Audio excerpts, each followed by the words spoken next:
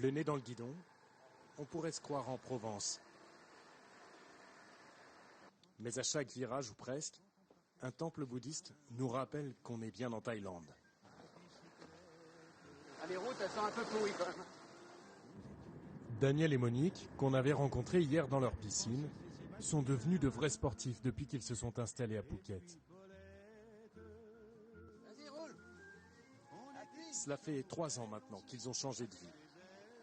L'endroit est superbe. Alors pourquoi je rentre en France? Vous faisiez beaucoup de vélo en France? Ah non, j'ai arrêté à 24 ans. Et j'ai recommencé à 62. Daniel était fromager sur les marchés. Monique, elle, publicitaire en banlieue parisienne. Un passé à des années-lumière d'ici. Quand on était en Seine-et-Marne, c'était plat. J'aurais pu en faire à ce moment-là. Mais la température n'est pas la même. Hein. C'est pas trop chaud justement ici? Ben non, quand on roule, ça va, je trouve. Il y a plus toujours de l'air et faut pas s'arrêter, quoi. Ne jamais s'arrêter, c'est peut-être le secret d'une retraite en pleine forme. Et voilà, comment on perd 15 kilos en un an. Pas de rhumatisme, rien du tout, pas mal de dos. En France, j'avais froid partout, j'avais mal au dos, je faisais les marchés, c'était... non, c'était... je supporte plus, hein. Je retournerai pas, hein. Je crois que je vais mourir ici. On jettera mes cendres au bord de la mer. Même les pensées un peu plus sombres ne durent jamais très longtemps au pays du sourire permanent. Daniel et Monique ne sont pas les seuls à se lever de bonne heure. Dans sa ferme bio loin de tous, Pierre, l'ancien paysagiste, vit plus qu'une retraite active, une nouvelle vie professionnelle. Voilà, on a préparé bonne livraison. Alors aujourd'hui, on envoie 21 kg de concombres, 46 kg de roquettes et 750 œufs. Voilà, pour la livraison du jour. Le travail pour lui, c'est la santé, mais aussi un complément de ressources indispensable quand on touche 570 € de pension par mois.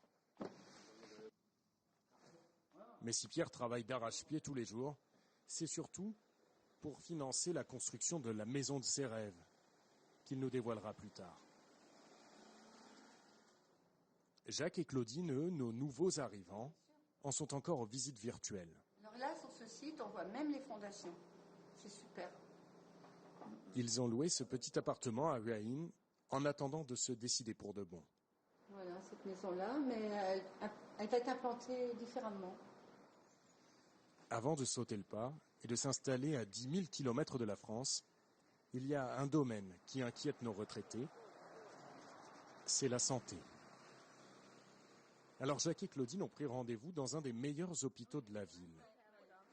We have a good doctor here. Il y a un bon docteur ici. Oui. Et malgré la barrière de la langue, ils sont vite rassurés. Ah, c'est good. Pareil, c'est bien. Ok. Alors, oui, comme là... On va venir vivre ici alors. Oui, il y a beaucoup de retraités d'ailleurs. Il leur faudra peut-être travailler un peu leur anglais et être prudents à scooter. Mais ils repartent sereins.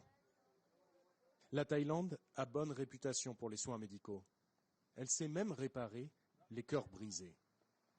Cyril, l'agent immobilier, voulait nous présenter Alain, un de ses anciens clients. Comment vas-tu? Très bien, et toi? Il lui a déniché un appartement en bord de mer il y a quelques années. Un nouveau départ pour lui et sa nouvelle épouse, Lo. Tous deux anciens divorcés. Tu veux que je t'aide, ma chérie? Non, c'est bon? Il ne peut pas venir ici seul passer sa retraite. Je veux dire, il faut être aux mains à deux. Du coup, vous recommencez une histoire à la retraite. Je recommence ma vie sentimentale pour la dernière fois, j'espère. Et je recommence une nouvelle vie. Comme quoi, il ne faut jamais désespérer. Une nouvelle vie, au soleil, mais pas toujours simple, comme nous le verrons demain. Les retraités du bout du monde, un feuilleton signé Pierre Monégier, Fabrice Launay et Alban Alvarez. La suite, bien sûr, demain.